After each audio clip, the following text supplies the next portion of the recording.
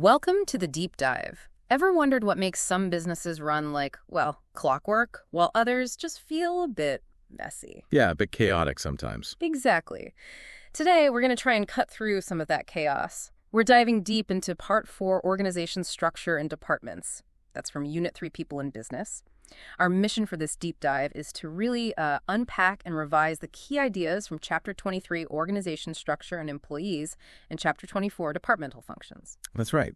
And our goal here isn't just for you to memorize terms. We want you to really grasp these contexts, to understand how these structures and departments actually function, in the real world of business. Yeah. This is especially for you IGCSE business students.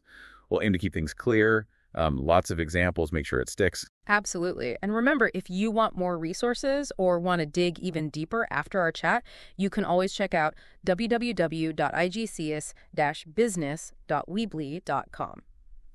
Okay, let's get into it. Have you ever wondered why some companies feel really efficient, while others, well, not so much? It often comes down to their internal structure. Let's start right there.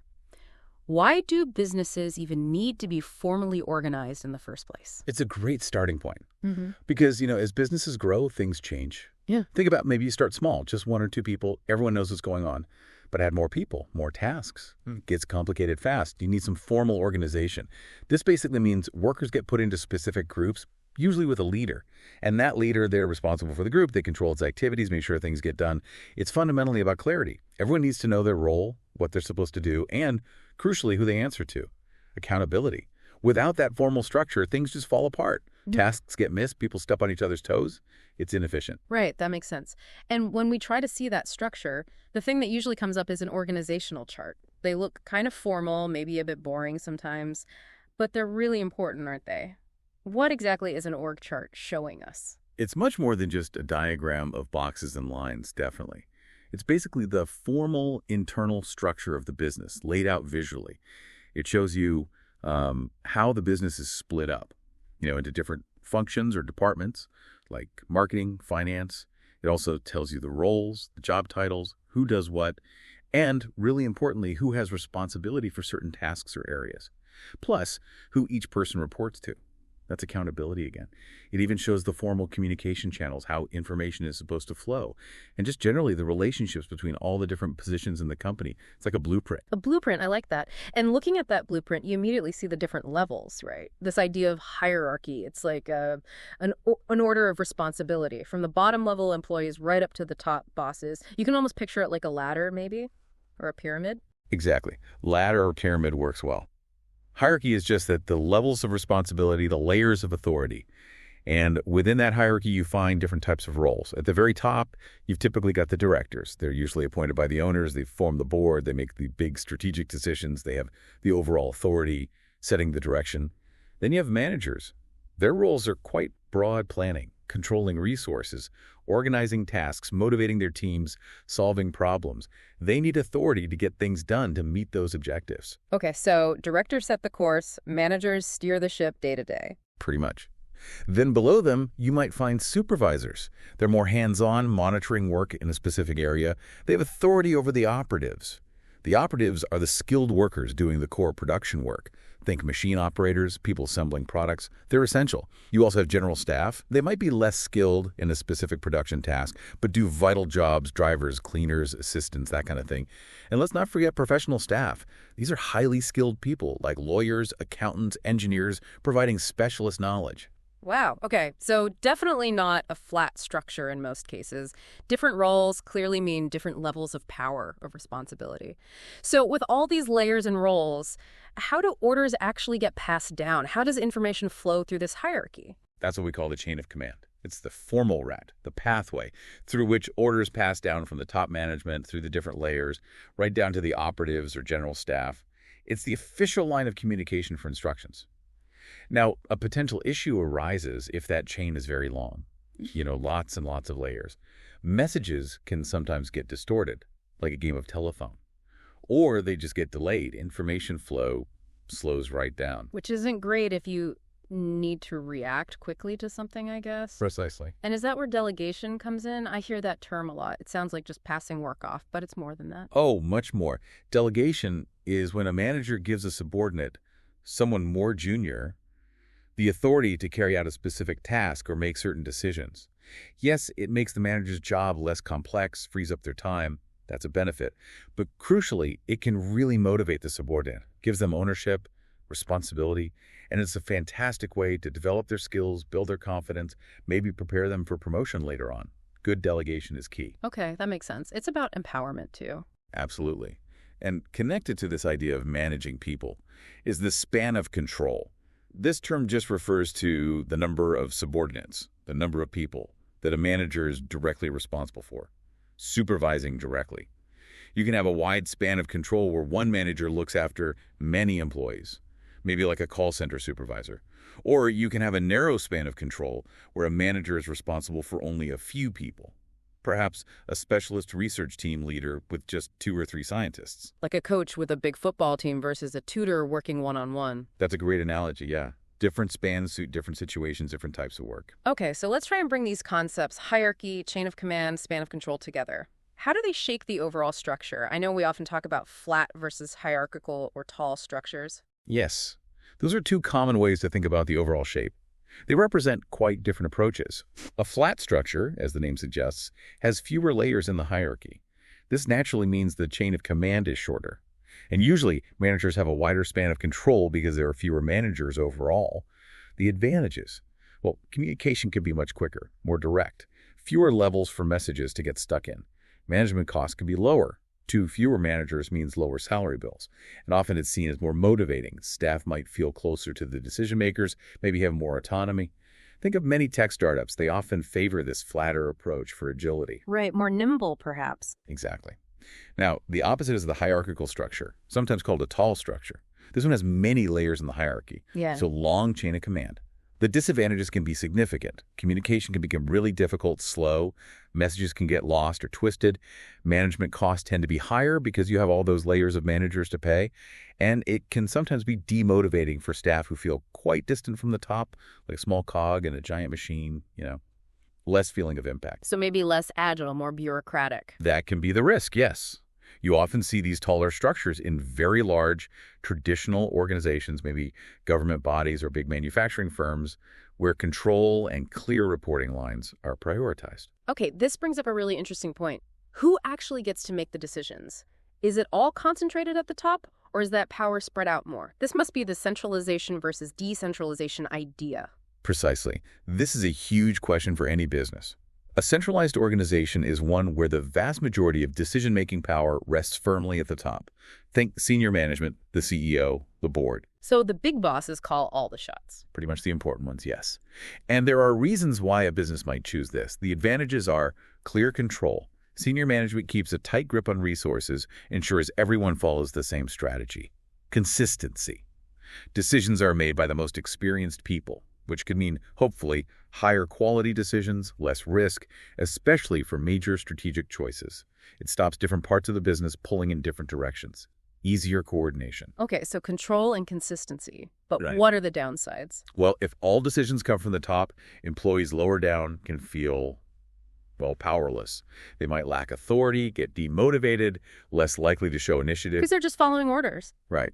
And that can stifle creativity. Fewer new ideas bubbling up from the people actually doing the work or interacting with customers. Procedures can become very rigid, bureaucratic. Decision-making might actually be quite slow for anything that needs a local or quick response because it has to go all the way up the chain. And there's a risk that top management becomes a bit out of touch with what's really happening on the ground, with customer needs in different locations, for instance. Okay, so centralization has its pros and cons. What about the alternative? Decentralization. So a decentralized organization does the opposite. It actively pushes decision-making authority down the hierarchy. Lower-level managers, even some employees, get more power to make decisions relevant to their own work or area. Giving people more power lower down. Exactly. And the advantages can be really significant. Workers often feel more trusted, more autonomous. This can be a huge motivator, leading to higher morale, more engagement. It usually speeds up decision-making dramatically. Local managers can respond quickly to local issues or opportunities without waiting for approval from headquarters. Makes sense. Quicker reactions. Definitely. It also takes a lot of pressure off senior managers. They're not bogged down in every little operational detail. They can focus more on the bigger picture, the long-term strategy. It encourages creativity and ideas from all levels. People feel empowered to suggest improvements or solve problems they encounter directly. And it creates more opportunities for people to develop managerial skills and advance their careers within the company. Sounds pretty good. Are there downsides to decentralization then? Oh yes, there are trade-offs here too. Senior management might feel they lose some control over resources or overall strategic direction if different units are making independent decisions. Less consistency, perhaps? Costs could potentially increase. If different branches are doing things differently, you might lose economies of scale or have more variability, which can be inefficient. There's also the risk that employees given the authority might not actually have the skills or experience to make good decisions. That could lead to mistakes. And maybe surprisingly, some employees just don't want the extra responsibility. They might find it stressful or prefer just being told what to do. Wow. So it's a real balancing act for businesses, choosing between centralization and decentralization or finding some mix. It really depends on the situation. Absolutely. There's no single right answer. It depends on the company's size, its industry, its culture, its goals. Understanding these pros and cons, the reasons behind them, is key. Right. So we have these structures, these ways of making decisions. But how does the actual work get divided up? What do the different parts of a typical business actually do? This takes us to departments, right? Chapter 24. Exactly. Once you have a structure, you usually divide the work into functional areas or departments. Traditionally, you see 4 key ones in many businesses: human resources, finance, marketing, and production, though names might vary slightly. Okay, let's briefly touch on each. Human resources, or HR. What's their main role? HR is all about the people. Simple as that. They look after employee welfare, manage all personnel tasks. This includes things like figuring out staffing needs, workforce planning, then actually recruiting and selecting people, arranging training, looking after health and safety, managing employment contracts, dealing with discipline issues, unfortunately sometimes dismissals too. They're vital for managing the workforce effectively. Got it. The people. What about finance? Sounds obvious, but what do they cover? Finance manages the money. All of it. They track every transaction, sales, costs, everything. They handle paying wages and salaries, which is pretty important. They manage credit given to customers, chase payments. They do cash flow forecasting, predicting money coming in and going out, which is crucial for survival.